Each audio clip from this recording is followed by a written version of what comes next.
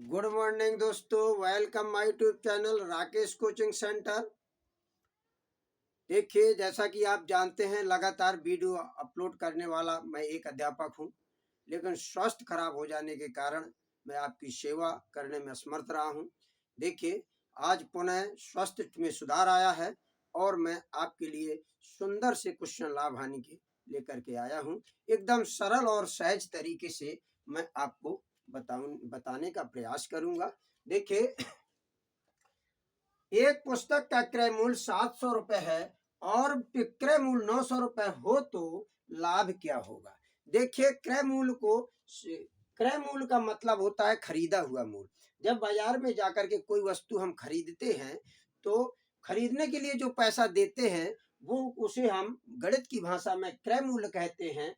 और विक्रय मूल्य जब वहां से खरीद करके हम दूसरे किसी व्यक्ति विशेष को देते हैं तो उसे कहते हैं विक्रय मूल्य, अर्थात बेचा हुआ मूल्य। 800-700 रुपए में खरीदी, 900 रुपए में बेची। तो देखिए दोस्तों, यहाँ से आपको भी देखना है कि जो चीज 700 में खरीदी जाए और 900 रुपए में बेची जाए तो अब समझिए कि यहाँ यहाँ की अपेक्षा क्रय मूल्य की अपेक्षा विक्रय मूल्य में वृद्धि हो रही है। क्रय मूल्य की अपेक्षा विक्रय मूल्य में वृद्धि हो रही है, विक्रय मूल्य बड़ा है, अर्थात हमें यहाँ से देखने पर लाभ दिखाई देता है।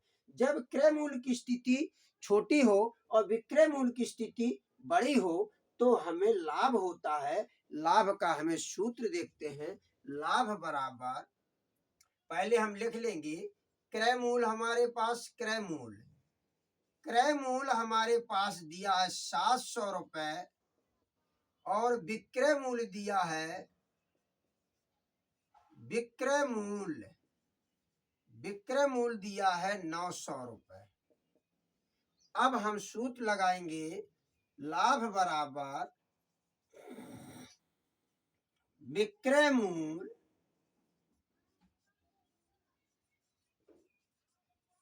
माइनस क्रय मूल्य। देखिए, विक्रय मूल्य माइनस क्रय मूल्य, देखिए विक्रय मूल्य माइनस क्रय मूल्य।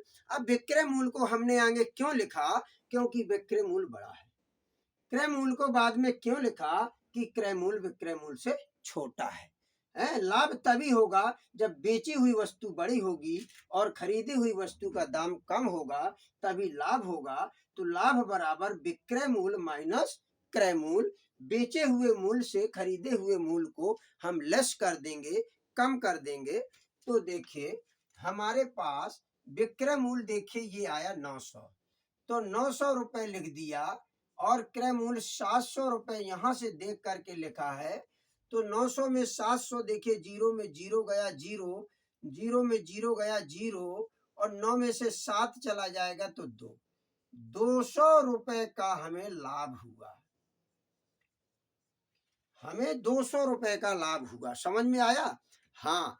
और देखिए, अगले क्वेश्चन पे देखते हैं। एक अलमारी का क्रय मूल्य 8,000 रुपए है, विक्रय मूल्य 7,000 रुपए है, तो अलमारी बेचने पर कितने रुपए की हानि हुई। अब हमें फिर यहाँ देखना है दोस्तों, हानि कब होगी। जब मान लीजिए, कोई सपोज एग्जाम्पल के लिए मान लीजिए हम ये कोट 5,000 में लेके आ गए और हमने किसी व्यक्ति को 4,000 में दे दिया, तो हानि हुई ना, 1,000 कम मिला ना। ठीक इसी तरह ये अलमारी का जो क्रय मूल्य है 8,000 रुपए है, 8,000 में अलमारी मार्केट से खरीद के लाई गई है और अपने घर में आकर किसी व्यक्ति विशेष को 7,000 में बेच दी है। सीधा सीधा दिख रहा है कि खरीदा हुआ मूल्य बड़ा है और बेचा हुआ मूल्य कम है, अर्थात इसमें हमें हानि दिखाई दे रही है। तो हम हानि का फॉर्मूला लगा देंगे। तो देखिए, फॉर्मूला हमारा वही है, थोड़ी अंतर डिफरेंस आता है, लाभ की जगह हानि लिख देंगे। तो देखिए, क्रय मूल्य बराबर 8,000 रुपए और विक्रय मूल्य बराबर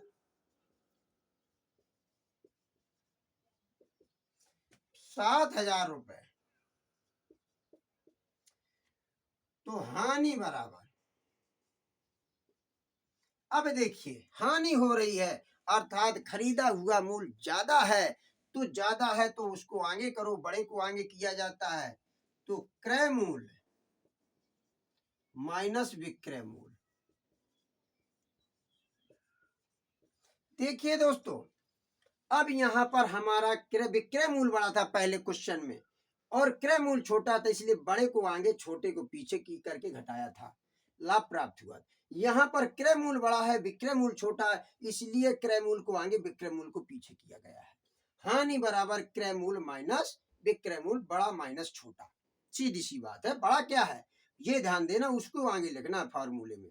भाई लाभ बराबर विक्रय मूल्य माइनस क्रय मूल्य, हानि बराबर क्रय मूल्य माइनस विक्रय मूल्य, ठीक है। लेकिन अब ये भी कंपेयर करना है, अगर किसी तरीके से कोई भ्रम हो जाए, डाउट हो जाए, या किसको आगे करें किसको पीछे करें, यहाँ तो याद है कि लाभ था, सर ने हानि भी बताई थी, यहाँ क्या करें, तो यहाँ पर यहाँ से कंपेयर करें कि भाई खरीदा हुआ मूल्य बड़ा है कि बेचा हुआ मूल्य। अगर खरीदा हुआ मूल्य बड़ा है तो क्रय मूल्य आगे आएगा, विक्रय मूल्य बाद में आएगा। अगर खरीदा हुआ मूल्य ज्यादा है और खरीदा हुआ मूल्य कम है और बेचा हुआ मूल्य ज्यादा है, तो फिर पहले विक्रय बाद में क्रय, ठीक। तो इस क्वेश्चन में इस क्वेश्चन की जब बात करते हैं तो क्रय मूल्य हमारा ज्यादा है और विक्रय मूल्य हमारा कम है। इस वजह से हमने यहाँ पर क्रय मूल्य आगे और विक्रय मूल्य पीछे, हमें भ्रमित नहीं होना है। अक्सर बच्चे गलती कर देते हैं, फॉर्मूला भी याद होता है, भ्रम हो जाता है यार क्रय मूल्य को आगे करना है कि विक्रय मूल्य को आगे करना है। तो इस वजह से मैंने बताया है 8000 माइनस 7000, तो ये देखिए सीधा सीधा 0 0 0 0 0, 7 में 8 में 7 गया 1000 रुपए की हानि हुई, 1000 रुपए की हानि हुई। देखिए दोस्तों, आपको समझ में आया होगा है?